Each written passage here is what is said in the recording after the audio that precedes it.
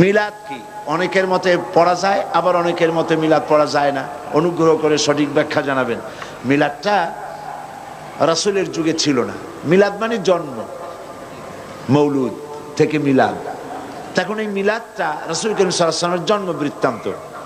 এই জন্ম বৃত্তান্তের যে সিস্টেম আমাদের দেশে উপমহাদেশে চালু হয়েছে, কতগুলো লোক এক জায়গায় বসে তারপরে সব দাঁড়াইয়া এনাবি সালাম আলাইকা কোরআন সুরে সমস্বরে একযোগে পড়ল।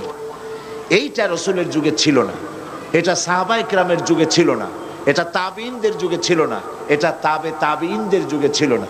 এখন আপনারা মনে করেন যে কোনো জিনিসে খুব সওয়াব আছে এমন কোন জিনিসকে রাসূলুল্লাহ আমাদেরকে জানান নাই, সাহাবায়ে কেরাম আমাদের জানান নাই।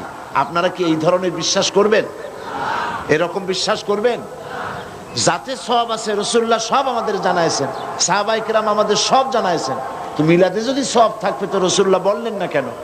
সাহাবীদের চাইতে আমরা কি বেশি রাসূলুল্লাহকে ভালোবাসতে পারবো? জবাব দেন, পারবো? তো যদি এইটা রাসূলুল্লাহর ভালোবাসার কারণে হয়, তাহলে সাহাবীরা কেন মিলাদ পড়েন নাই? তারা কেন ইয়া নবী সালাম আলাইকা, ইয়া রাসূল সালাম আলাইকা একযোগে দাঁড়ায় পড়ে নাই? এই কথাগুলি বোঝেন আপনারা? রাসূলের যুগে নাই, সাহাবীদের যুগে নাই, তাবিঈনদের যুগে নাই, তাবিঈনদের যুগে নাই। রাসূলুল্লাহর ইন্তেকালের 600 বছর পর মিলাদ আবিষ্কার হয়েছে। এইরকম একটা সুস্পষ্ট বিদআত মুসলমানদের পালন করা উচিত নয়।